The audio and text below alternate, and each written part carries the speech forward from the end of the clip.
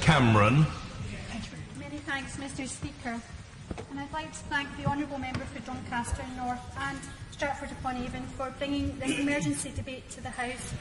It's also a pleasure to follow the Honourable Lady opposite.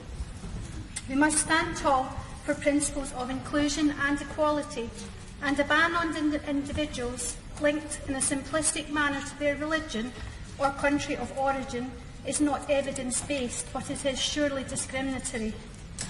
I refer the House to my register of interests, because in a prior life to this House, I was accredited by the Scottish Risk Management Authority to undertake violence risk assessments where the court were considering the order of lifelong restriction. As part of this role, I was also trained in undertaking violent extremist risk assessments. This type of risk assessment involves structured clinical judgment, and it is grounded in research and an evidence base. It is based upon risk factors known to predict violence and extremist violence.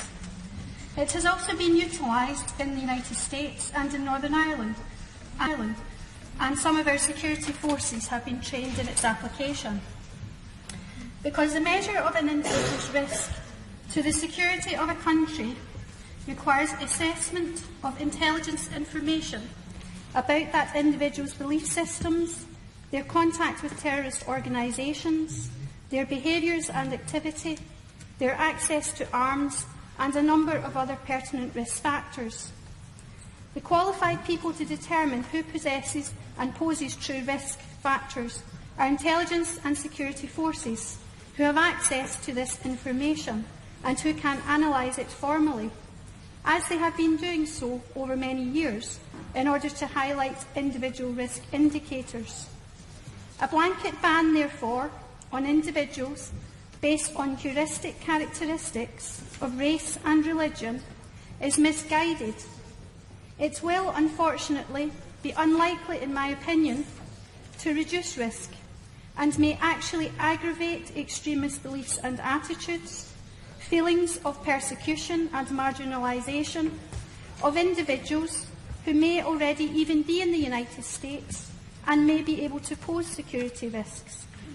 It could strengthen extremist views in the few, because it is radicalised groups, not a country-wide phenomenon that the world is dealing with. This order will only strengthen feelings against the United States and against the West.